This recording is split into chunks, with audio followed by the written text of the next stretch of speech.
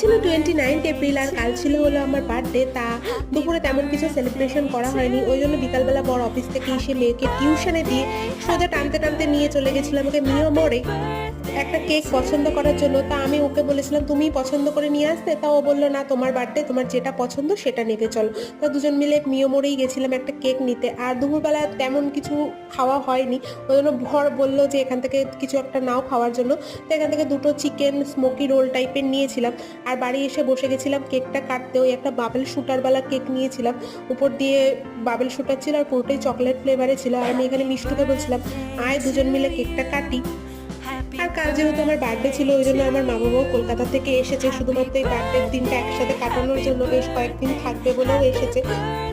আর খাওয়া দাওয়ার অ্যারেঞ্জমেন্ট আজকে তেমন কিছু করিনি, কারণ গরমের মধ্যে এসছে, আরও তো দিন রয়েছে, খাওয়া দাওয়া একদিন করে নেওয়া যাবে। ব্যাস ভিডিওটা এই পর্যন্তই। ভালো লাগলে আমার চ্যানেলটা সাবস্ক্রাইব করে দিও।